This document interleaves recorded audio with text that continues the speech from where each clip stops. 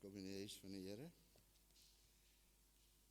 Voordat ons begin, geliefdes, kom ons bid saam. Vader, ons kom na U toe in die enigste naam van ons verredding, en dit is die van ons Here Jesus, om van U krag en wysheid van omhoog te vra, volgens U woord. Ons bid vir U leiding deur U Gees, en dat ons, Here, mekaar kan ondersteun, terwyl ons na U woord kyk, en veral na die strategieë van die teenstander, wat daarop uit is om U volk te vernietig. Ons bid dit in Jesus' naam. Amen.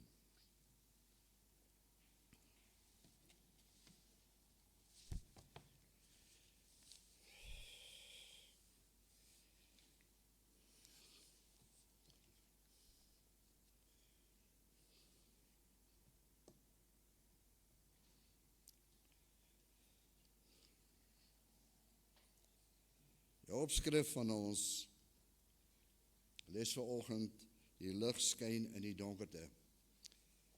Geliefdes, wanneer mens soms na die opskrif van lesse kyk, dan begin 'n mens maar oor baie dingetjies wonder. Nou ek weet, die almal is bekend dat as jy 'n flitslig vat en jy skyn dit in die donker, dan verdwyn die donker, dan is daar lig. Maar is daar 'n instrument of 'n toebehore of iets wat jy donkerte in lig kan inkry? Is daar miskien 'n flits wat wat donker is? Ek weet nie, ek het nog nooit van so iets gehoor nie.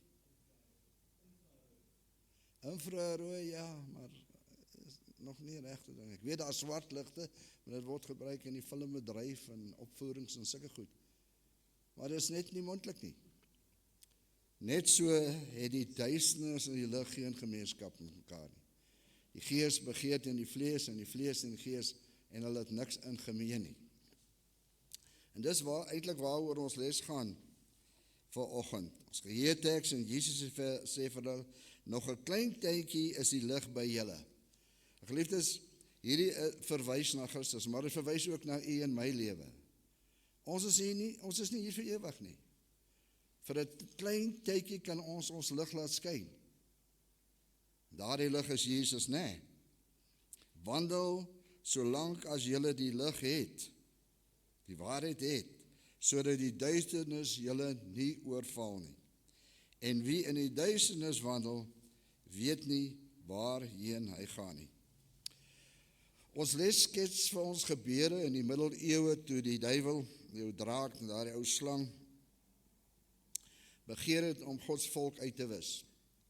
Hy het baie strategieë gehad, hy het baie wreedhede toegepas, en hy het mense gebruik. Dit is die ironie van die saak.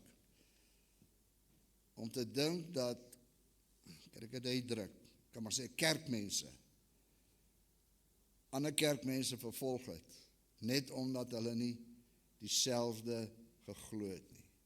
Dis vir my nog altyd iets onverstaanbaar. Maar dit het gebeur in die middeleeue. Mense is gedood.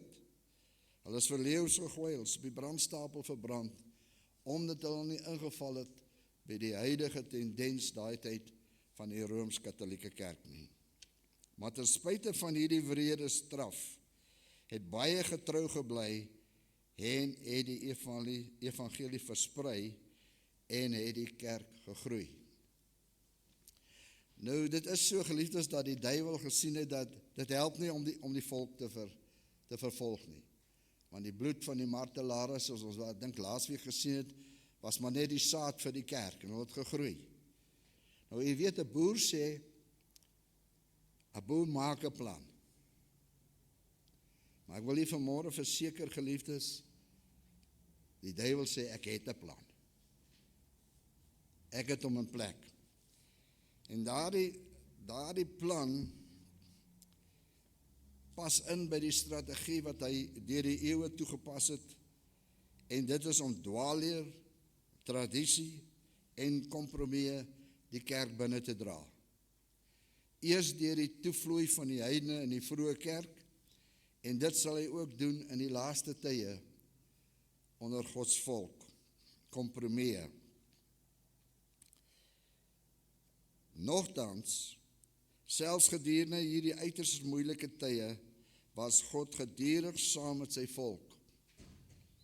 Hulle het Jesus die weg en die waarheid en die lewe gevind en deur die krag van die Heilige Gees vasgestaan, ten spyte van die oorweldigende druk wat op hulle toegepas was, om hulle gewetensbesware op te gee.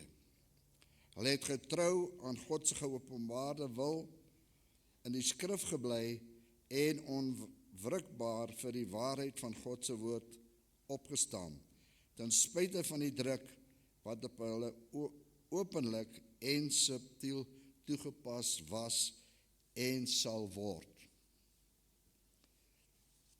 Salomo sê daar is niks niets onder die son nie. Die verlede gaan hom weer afspeel. Miskien nog in ons tyd. Ek kan amper sê die wêreld is ryp vir die profesie wat die Here in Matteus 24 te kenne gegee het. Vals Christene, aardbewings, bewings, pestsiektes, al hierdie goed speel om ons af. Ons wag nog net eintlik vir die grootste bedrog wanneer die duiwel die wederkoms van die Here namaak. En daarom is dit geliefdes belangrik om die skrif te ondersoek en ondersoek. God sal altyd 'n oorblyfsel volk hê. Jy weet hoe Elia daar onder die besembos lê en wens hy kan doodgaan. Toe sê hy ook vir die Here sodanig, hy wil nie meer aangaan nie, want in die hele Israel het net hy oorgebly. Die Here verseker hom daar in 1 Konings 19 vers 18, nee Elia, dis nie die geval nie. Daar is nog 7000 manne wat die nie voorbehaal nie gebuig het nie. So God het 'n oorblyfsel volk. En God sal altyd 'n oorblyfsel volk hê. En geliefdes, ons as sewende dag Adventiste maak daarop aanspraak dat ons daardie oorblyfsel van God is. Ek wil dan byvoeg, leef dan soos oorblyfsel volk. Want daar gaan kompromieë kom. Daar gaan dinge gebeur in die raamwerk van die kerk wat ons nie verwag as ons nie voorbereid is nie. Sondag se gedeelte gaan juis oor kompromie. Nou 'n kompromie is 'n handeling waar jy 'n gedeelte van jou, wat noem 'n mens dit? Wat kan ons dit doen? Gedeelte van jou oortuigings prysgee. Nie alles nie, net so bietjie. Ek het gedink aan, ek weet nie hoekom ek daaraan gedink het nie, of wie dit in my kop sit nie, maar ek het gedink, hier is miskien by 'n partytjie, né? Hier nou staan en drink bier. En hulle bied vir jou ook 'n bier, en sê, nee, dank, ek drink nie. Sê jy, ons gooi 'n bietjie koeldrank by, dan is dit beer shandy. Soos halwe bier en halwe koeldrank. Is ons half okay, nee. So gaan hy werk, dis hoe hy werk. Nee, Pieter? Bietjie bier, bietjie koeldrank. Dis ons okay. Hy het 'n strategie, geliefdes, en dit kom vir ons hier voor in Johannes 14 vers 6 en in Johannes 8 vers 4 waar daar 'n vergelyking gemaak word. In Johannes 14 vers sê dit vir ons dat Jesus is die weg, die waarheid en die lewe. Wat Jesus sê is waar, want hy is die outeur van waarheid. Waarheid vloei uit die hart van 'n alwyse, 'n liefdevolle, alwetende God. Hy is die grondslag van die werklike lewe en van alle waarheid. Maar aan die ander kant van die muntstuk sê dit van ons in Johannes 8:44 dat die duiwel is 'n mensemoordenaar van die begin af. En in hom is die waarheid nie en hy is 'n leienaar. Dit is die groot stryd tussen God se goedheid en die duiwel wat op 'n subtiele wyse met kompromieë en ander dinge soos leuns en bedrog, verkeerde inligting en die verdraaiing van die skrifte die volk van God laat struikel en gaan laat struikel. Ons kyk hoe hy gemaak het met Eva. Op 'n baie subtiele wyse het hy genader. En daar's 'n paar dinge wat hy deurgewerk het. Eerste ding wat hy deurgewerk het was haar sintuie. Dit wat jy sien, dit wat jy hoor, dit wat jy proe. Dis die goed wat jou beïnvloed waar jy gebring word om 'n keuse te maak tussen lig en duisternis. Tweedens het hy gefokus op haar emosies. Sy het daardie vrug begeer. En emosies speel 'n belangrike rol. Ek het al baie keer gewens, ek kan emosies opwek as ek hier voor staan. Maar ek het nie daai vermoëns nie.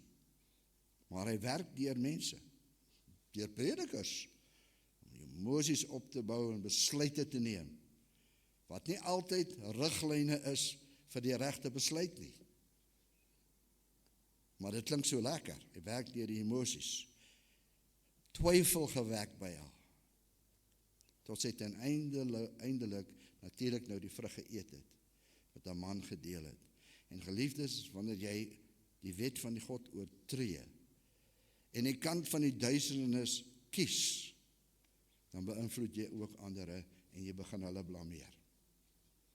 En weet wat Adam gesê het, dis hierdie vrou, wat hy vir my gemaak het. Hierdie vrou. Die vrou sê, nee, dit is die slang. Ek weet nie wat die slang gesê het nie, die Bybel sê het niks gesê nie. Wat kon hy sê? Maar dit is hoe die duiwel werk, geliefdes, en dis waarvoor die volk van God hulle moet instel, en jy moet saampraat. Ons kan onsself die vraag vra, wat is dan die teenmiddel vir Satan se bedrog?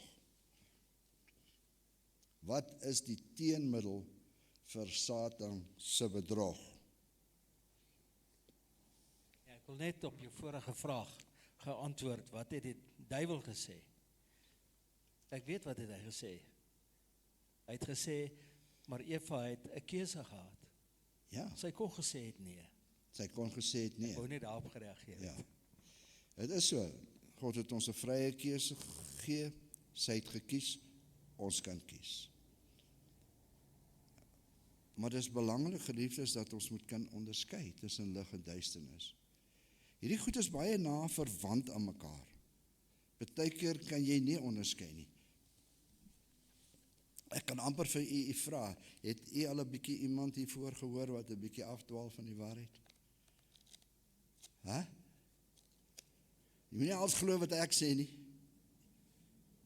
Jy moet gaan kyk of dit so is.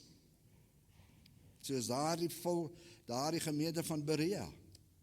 Toe Paulus die waarheid aan hulle gebring het, het hulle nie net dit gesluk met hoek, lyn en sinker nie. Hulle het die skrifte ondersoek om te sien of dit so is. Dit is die teenmiddel. En die teenmiddel is in Spreuke 23 waar dit sê, koop die waarheid en verkoop dit nie. In ander woorde, sit alles in wat jy het as te ware om die waarheid te verkry. Maar moet dit nie verkoop nie. Jy kan dit deel, want dit is jou plig. Maar dit gaan jou nie as te ware, kan ek sê, dit gaan jou self kos om die waarheid te bekom. Daardie oorgawe om die waarheid te besit. Maar verkoop dit nie. Dit is ons, ek gaan nou daarby wees, dit is ons aanvangspunt om die waarheid te besit. Heilig hulle in u waarheid. Johannes 17:17. Afgesonder, heilig u volk, dit beteken, ons moet afgesonder wees vir 'n spesifieke doel, en dit is om die waarheid te verkondig. U woord is die waarheid. En derdens, en julle sal die waarheid ken, en die waarheid sal julle vrymaak. Geliefdes, as daar nou ooit 'n teks in die Bybel is wat vir my wonderlik, dan is dit juis hierdie teks. Die waarheid maak jou vry.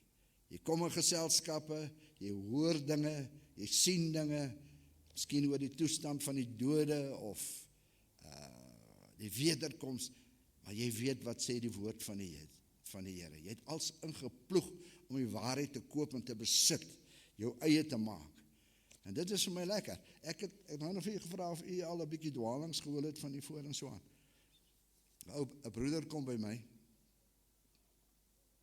Hy sê vir my, het jy geweet dat die opstanding van Jesus niks te doen met ons saligheid nie? Hier is 'n ou wat nou gevestig is nie, baie jare voor my. Ek sê, wow. Ek sê wat die woord van die Here sê. Hy sê, as Christus nie opgestaan is ons nog in ons sonde. Sien, die waarheid maak jou vry van impak en invloede in daai goed. Ons moet dit kry, dit kos iets. Jy weet, ons bewonder predikante wat so glad is met die mond, nee. Ek dink aan Stephen Bohr en daai is nou van ons mense. Man, ek het vanmorgen weer 'n stukkie na hom geluister. Ek het sommer iets geleer ook. Wanneer ek slaap, dan buig daai mense oor die woord van die Here. Hulle sit iets in, hulle koop die tyd uit. Dit kos iets. Ek sien daar op YouTube, is 'n vraag en ek wil vanmiddag daarna gaan kyk. Why does God wake you up 3 o'clock in the morning? Ek gaan nou vanmiddag kyk, want ek is ongeveer daai tyd en dan wil ek ook partykeer nie eens meer slaap nie. Why does God wake you up 3 o'clock in the morning? En ek wil vanmiddag die antwoord gaan kyk. Eddie, wat sê jy? Ja, ek wil net terugkom wat oom Ben vroeër gesê het, die teenmiddel, wat is die teenmiddel wat ons moet gebruik? Jy weet, wanneer jy weet die duiwel soos hy nou in die vorm van 'n slang by Eva gekom het, en ek het net 2 skrifte, Jakobus 4 vers 7, het dadelik by my gedagte opgekom, onderwerp julle dan aan God, weerstaan die duiwel, en hy sal van julle af wegvlug. En dan kyk ons net ook na Markus 9 vers 25. En toe Jesus sien, dat 'n skare by mekaar stroom, het hy die onreine gees bestraf, en vir hom gesê, jou stom en dowe gees, ek gebied jou, gaan uit hom uit, en kom nooit weer in hom nie. So, dis baie belangrik, soos oom nou net ook gesê, dat, jy weet, ons moet, daai waarheid, wat ons in Jesus het, julle sal die waarheid ken, en die waarheid sal julle vry maak, en dat ons absoluut in daai waarheid vasgeanker moet wees. Jy weet, ja, dit begin natuurlik in die oggende, of soos oom sê, 3 uur as jy wakker word in die oggend, of wanneer jy opstaan, is jou eerste prioriteit, om daai waarheid, om in daai waarheid in te stap. Dawid sê selfs in Psalm 5 vers 4, in die môre, Here, sal u my stem hoor. In die môre sal ek bid en afwag tot u. So, en natuurlik ook die wapenrusting. Ons kan baie uitbrei oor hierdie ding. Ja. Efesiërs 6 vers 10 tot 18. Jy weet, ons moet so gewapen wees, want onthou die versoeking sal nooit weggaan nie. Dit sal altyd daar wees. Dawid skryf ook daarvan, hy sê, my sonde lê altyd deur voor my, sê hy dit in Psalm 51. Maar as ons in daai waarheid geanker is, as ons die wapenrusting aan het, as ons bereid gaan wees om, soos oom sê, glad met die mond te wees, ons monde oop te maak en die duiwel bestraf, dan sal hy van ons al wegvlug. Die woord sê so. Want onthou, Jesus se bloed is baie sterker as die bose magte en die bose geeste. Ons moet ons daarteen bewapen. Selfs Jesus het die woord gebruik toe hy versoek is, onthou hy? Het hy elke slag verwys na die skrif, daar staan geskrywe. Ek het hierso 2 tekste iewers te geskryf, ek weet nie waar nie, miskien kom ons daarby uit. Maar een van die gedagtes wat na vore gekom het, is dat die Joodse volk is in ballingskap weggevoer weens 'n gebrek aan kennis. En Hosea vat dit verder en sê, ook my volk gaan ten gronde weens 'n gebrek aan kennis. So die teenmiddel is God se woord. Daar staan geskrywe. Jesus vra dit ook by verskeie plekke. Hoe lees julle. En geliefdes, die Bybel is vrylik bekombaar. Dit is nie soos in die donker eeue waar net die priesters en amper sê ek profete, wat is die ander mense? Daai mense, in die donker eeue. Net hulle het die Bybel gehad en hulle dit vertolk soos hulle wil. En die mense het dit geglo. Ons moet nie alles glo wat mense sê nie, ons moet daarvoor, soos die gemeente van Berea, ons moet gaan kyk of dit so is, né? Die Bybel is vrylik bekommerd. En ook verniet. Hy is steeds die beste verkoper, maar ook verniet die Gideons, né? Wie van julle weet wat die Gideons is? In elke hotel is 'n teenvoerder. So, die Bybel is ook daar in die hotel. So Gods woord, jy kan amper sê is oralste, né? Oom Ben sê om met daai enige soek van die skrifte wat sê julle dwaal, want julle ken nie die skrifte nie. Dit is daar in Hosea. ja, en ook by Lukas, by Markus, nee, ekskuus, Markus hoofstuk 12 en Jesus antwoord en sê vir hulle, is dit nie daarom dat julle dwaal, dat julle die skrifte en ook die krag van God nie ken nie, want wanneer hulle uit die dode opstaan, trou hulle nie en word hulle nie in die huwelik uitgegee nie, maar is soos engele. En aan daai laaste vers, God is nie 'n God van dooies nie, maar 'n God van lewendes. Julle dwaal dus grootliks. Ja. Daar in Markus hoofstuk 12 is hy ook. Maandag se gedeelte, baie dankie hierdie. Maandag se gedeelte, Handelinge 20 gaan hierom. En dit is dat Paulus gesê het na sy heen gaan. Of het nou bedoel is na sy dood, ek vermoed so, of nadat hy vertrek is na Rome en gevangenis geneem. Het hy gesê, daar gaan wrede wolwe onder die kudde inkom. Op 2 maniere. Een was eksterne, soos dit hier sê, Christene wat geweier het om die keiser te aanbid, deur voor die gode van Rome te buig, was gemartel en in die gevangenis opgesluit en op die brandstapel verbrand. So daar was 'n eksterne vervolging in daardie tyd na die heengaan van Paulus. Maar wat verontrustend is die feit dat hy sê dat 'n tweede besorgdheid wat hy aangespreek het gesê, uit julle self sal daar manne opstaan wat verkeerde dinge praat om die disippels weg te trek agter hulle aan. Dwaalleer sou in die kerk ontstaan, valse leerstellings sou goddelike waarhede vervang, heidense gewoontes sou die see vier. In die 4de en die 5de eeu het kompromie op subtiele wyse die kerk onder die vaandel van uitbreiding van die evangelie binnegekom, maar die verskriklike gevolg was dat die afwyking van die waarhede van God se woord. So, wat kan ons te wagte wees? Dink jy dat hierdie dinge kan weer gebeur?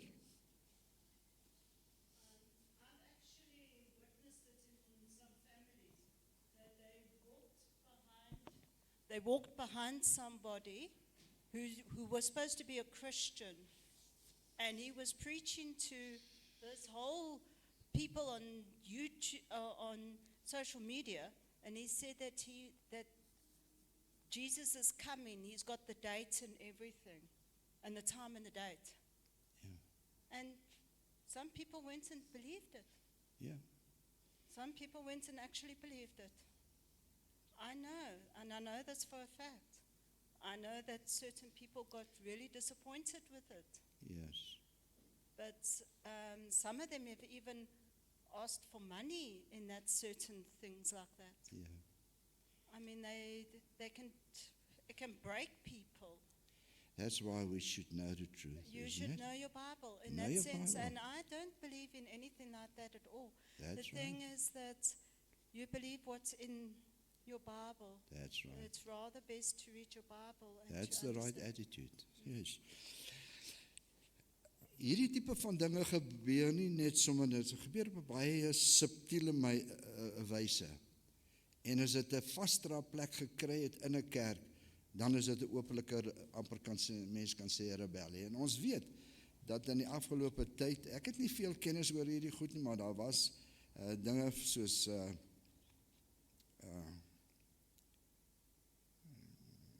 Heilige Gees is bevraagteken en die heiligdom, leerstellings is bevraagteken. Die aarde is plat, al sulke goed is. Terwyl dit sê die Here sit bo die kring van die aarde. Feeste. Dit is baie goed wat insluip. Nie noodwendig sleg nie, maar dit strook nie met die volle waarheid nie. Dit is 'n bietjie bier en 'n bietjie koeldrank. Daai mix. Paulus sê verder hierso dat ongeregtigheid is alreeds aan die werk in die tyd van Paulus. En ons hoef nie eens daaroor te debatteer, die ongeregtigheid is aan die orde van die dag. Kyk na televisie, die koerant en wat. Maar ongeregtigheid sal geopenbaar word. En die enigste manier is deur die woord van God. Daar's nie 'n ander manier nie. Satan sal tekens en wonders doen. Ons kan ons klaarmaak vir ontnigterings vir dinge wat oor hierdie aarde kom. Die Bybel sê so, baie verleiding. Hulle sal die leuen glo, maar daar sal 'n oordeel wees vir die wat nie glo nie. Ja, daar's 'n geleidelike afwyking met betrekking tot gehoorsaamheid aan God se wet. Om Christendom meer te aanvaar, sal mense baie dinge doen. Nou, met koffie, smaak hier so, wat noem mense hyde? Coffee shop, gratis koffie.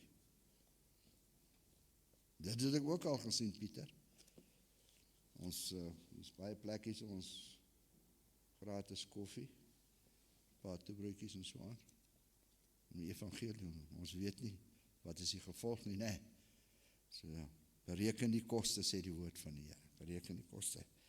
Waar is ons nou? Die eerste praat van dinge wat ingesluip het, so Sondagviering, die aanbidding van die Songod was geleidelik as die Christelike aanbiddingsdag om Jesus se opstanding te vier en te aanvaar. Nie 'n sleg idee nie. As Jesus nie opgestaan het nie, is ons nog in ons sonde. Nie 'n slegte idee nie. Maar strook nie met die woord van die Here nie, nee. Sê glad nie daar dat daai dag heilig is nie. Sê die 7de dag, die Sabbat van die Here jou God. Hierdie valse aanbidding wat nie in die skrif goedgekeur word nie, is nog steeds van krag. Aan die orde van die dag. Dinsdag, ons 'n bietjie gaan. Beskerming van die woord, ons het dit reeds aangeraak. Ja, heilig hulle in die waarheid, die woord is die waarheid. En dan in Handelinge 20:20, die woord het die vermoë om Christene op te bou. Die woord van die Here het daardie vermoë. Dit is net iets wonderlik. Dus kyk na Psalm 105, 119, ekskuus. Daar die bekende teks, 119, 105. Wat staan daar?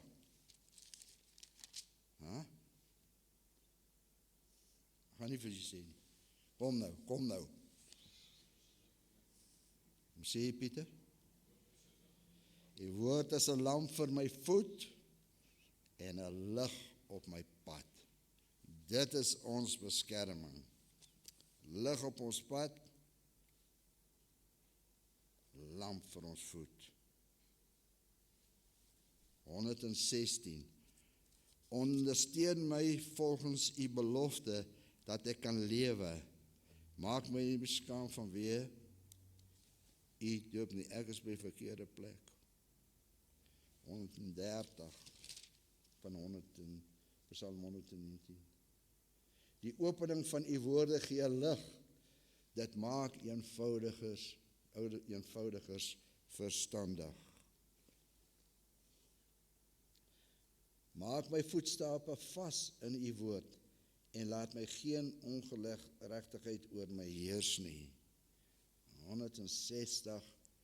Die inhoud van u woord is waarheid en al u regverdige verordeninge is tot in ewigheid.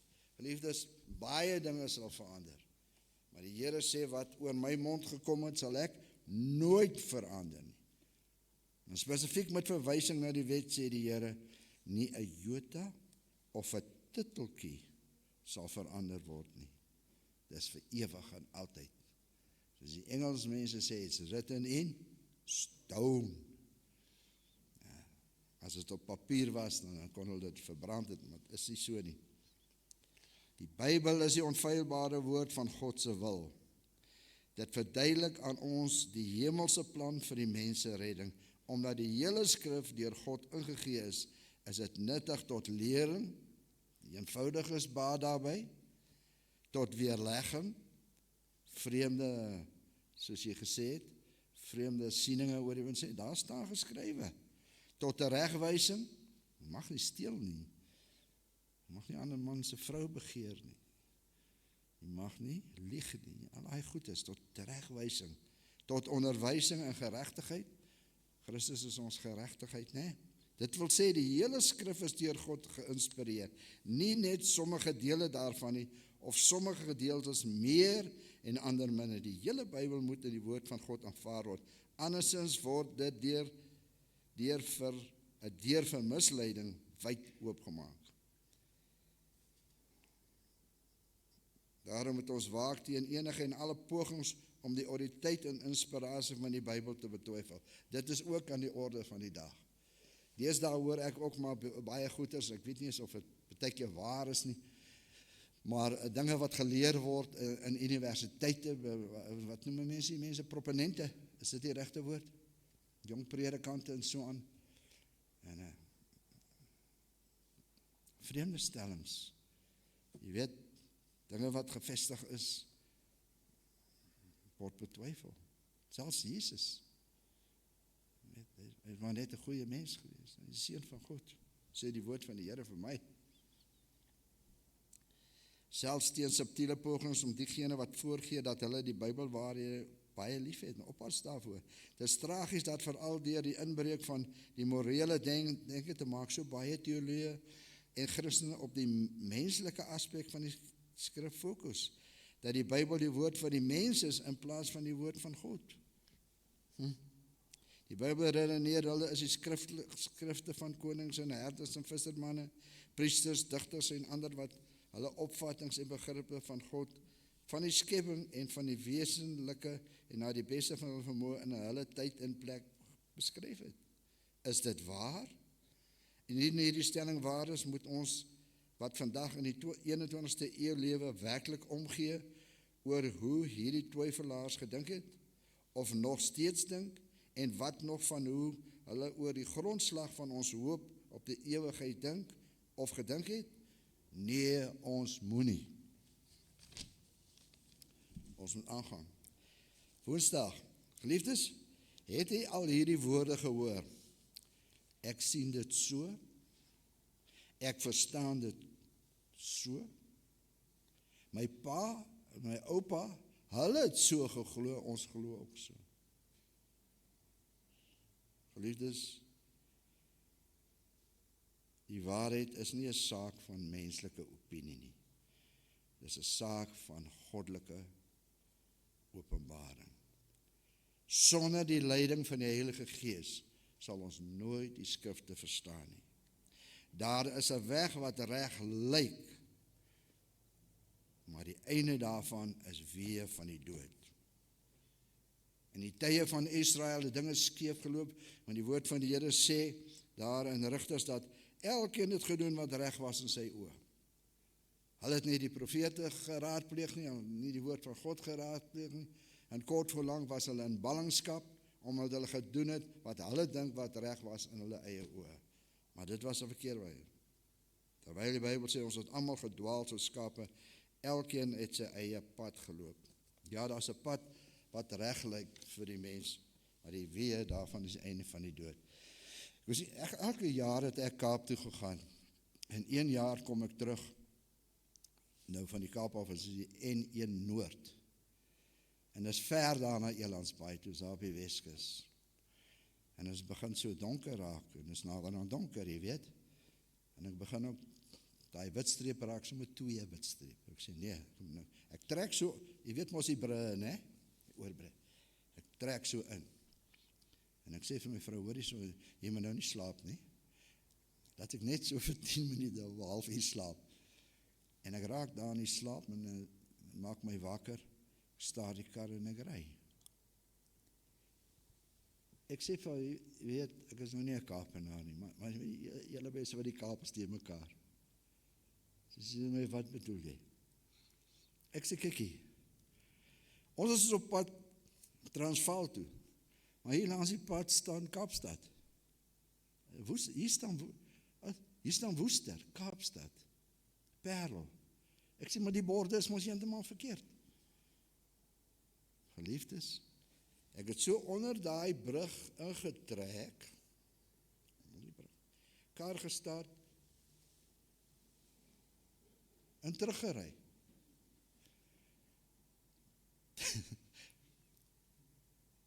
Die borde was reg, maar ek was op 'n verkeerde pad. Die woord van die Here was reg, maar ek was op 'n verkeerde pad. Ek het ver gery, maar terwyl ek so ry, ek sê, maar daar staan Johannesburg, jy weet, Heidelberg, Johannesburg, ek was heeltemal by mekaar. Ek was op die verkeerde pad, maar die borde was reg, die pad was reg. Maar ek is op die verkeerde pad, die borde was reg. En nou ek het ver gery en toe nou so teruggedraai. Mens kan maklik, Pieter, mens kan maklik op 'n dwaalspoor gebring word. Deur nie die tekens te ry en sommer net blindelings op 'n pad, jy weet, 'n rigting in te slaan. Ondersoek dit vir jouself. God het ons nie op ons reis vanaf die aarde na die hemel alleen gelos nie. Die Heilige Gees lei ons na die Heilige Skrifte, wat ons dan huiswaarts lei. Waarheid en dwaling, reg en verkeerd, goed en kwaad.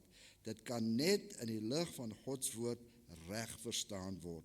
Dit kan teen God en sy woord werk, is dwaling, en dwaling is altyd gevaarlik. Dit kan met God ooreenstem, is waarheid en goedheid. Hoe belangrik is dit nie dat ons sy woord as die enigste gesag en onderskeiding vir waarheid en moraliteit maak nie. Ek wil dit beklemtoon, oor en oor, geliefdes, dat dit is belangrik om die skrifte te ken. Daar staan geskrywe. Ons nie op 'n dwaalspoor kom, ons dink ons op die regte pad, maar die borde sê iets anders dan nie. Nou moet ons 'n groot draai gemaak om weer op die regte pad te kom, en dit gaan ten koste wees, dit gaan ons iets kos, né? Ja, en ek wil saamstem wat hom daar sê, dat ons moet absoluut staat maak onder die Heilige Gees se leer en leiding, want ons moet baie versigtig wees vir menseleringe wat ons kan mislei, veral.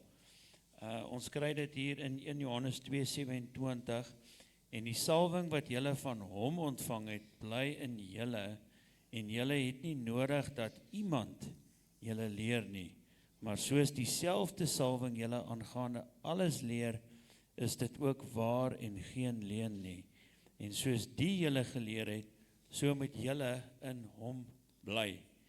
So, oom het reg gesê, bly by die woord van God, en sien self direk wat die woord sê, Ja. en dan kry ons dit ook hier in 1 Korintiërs 2 vers 13, daarvan spreek ons ook, nie met woorde wat met menslike wysheid leer nie, maar met die wat die Heilige Gees leer, sodat ons geestelike dinge met geestelik kan vergelyk. Ja, dis reg. Ons laaste gedeeltetjie, dan nog die mense gedagtestryd. Dinge wat hier bo in jou kop aangaan, hè? Hoe sê die Afrikaanse woord, jy sien 'n man voor die krop, maar nee, sien hom voor die kop, maar jy weet nie wat in sy kop aangaan nie. Jy kyk hom so, né? Maar jy weet nie wat in sy kop. Die stryd tussen Christus en Satan is 'n stryd om die sinne van die mens te beheers. Dus hier by die huis kom, kan jy hierdie gedagtes gaan lees in 2 Korintiërs 4 verse 3 tot 6. Dit gaan oor die god van hierdie wêreld wat die sinne van die mens verblind. Dis daardie dinge wat ons sien, wat ons hoor en so aan, hè. Satan se belangrikste werk is om die mense denke te verblind of te verduister. Hy doen dit deur hulle te weerhou om God se woord te bestudeer. Dis hy 3:00 in die oggend, wat ek vanmiddag gaan kyk. Hy doen dit deur hulle te weerhou om God se woord te studeer, deur die kragte van die verstand te herrangskik. Ander woorde, maak jou mixed up. Deur middel van onmatige gewoontes. Dis kompromie, 'n bietjie bier en 'n bietjie koeldrank, daai besie nie, né? Hy's daar. Of soos die Here by geleentheid gesê het, 'n bietjie suurdeeg, né? In die deeg, deurtrek daai hele deeg. Net 'n bietjie, net 'n klein bietjie. Onmatige gewoontes van die liggaam en siel, deur die denke met die dinge van die aarde te beheer en deur middel van aanloklikhede wat trots en selfverheffing voed. En ek het nogal hier gedink, as mense 'n paar voorbeelde doen van die, noem wat die dinge wat mense denke, wat is die woord wat ek soek? Beheer. Beïnvloed, nee.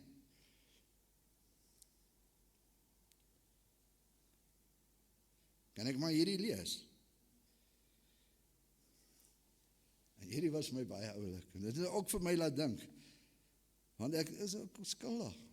Geliefdes, ek is aan alles skuldig omtrent wat hoe meer ek na die woord van die Here luister, hoe meer voel ek is in die skuld. Dit sê so. Dit is in Engels. They lay on the table, side by side, the Holy Bible and a TV guide. One is well worn and cherished with pride. No, not the Bible, but a TV guide. One is used daily to help folks decide. No, not the Bible, but a TV guide. As the pages are turned, what shall they see? Oh, what does it matter? Turn on the TV. Then confusion reigns. They can't all agree on what they should watch on the old TV. So they open the book in which they confide. No, not the Bible, but the TV guide. The Word of God is seldom read. Maybe a verse as they fall into bed, exhausted and sleepy and tired as can be. Not from reading the Bible, but from watching TV. So then back on the table side by side lie the Holy Bible and the TV guide. No time for prayer, no time for the Word. The plan of salvation is seldom now heard.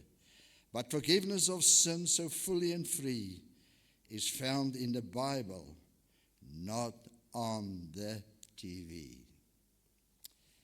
Dit is maar een van die dinge wat kan ek dit maar nou sê, wat gebruik word om die sinne die mekaar te maak. Dan is daar nog ander goede soos Facebook en wat is die ander goed? Twitter en tweet. Wat? Hy voeltjie is 'n tweet. Wat is hy ding? Twitter en tweet en WhatsApp. Hierdie is alles goede wat mense voete laat gly. Maak jou gedagtegange deur mekaar. Ek het nie daai Facebook nie, Pieter. Jy moenie my so aankyk nie. Ek kyk nie daai goedes nie, maar ek kyk ander goed. Beteken kyk ek na Google. En ek is baie daar by die ander enetjie, wat is sy naam? Ek weet nou nie. Maar ek is daar by die, jy weet, ek kyk wat is daar, oor Christelike goed. En ek moet sê, ek is verbaas wat ek beteken sien. Maar dis die dinge wat jou beïnvloed. Maats, vriende, selfs gelowiges. Die kern van die Nuwe Testamentse boodskap is die lewe en die dood en die opstanding van Jesus Christus. Is die hoofsaak van die evangelie boodskap. Hy is die middelpunt van die skrif, die hele skrif getuig van hom. Gedurende die vroeë eeue van die Christelike kerk het die Nuwe Testamentiese gelowiges hulle totaal aan Christus toegewy as die een wat die lig in hulle duisternis was. Hulle was deur sy genade gered, deur sy krag verander en deur sy liefde gemotiveer. Selfs die dood kon hulle band van lojaliteit teenoor Christus nie verbreek nie. Hulle het die duiwelse misleidings deur middel van glorieke lig van die evangelie boodskap raak gesien. Christus het nog altyd manne en vroue gehad wat deur sy genade dapper vir die waarheid opgestaan het.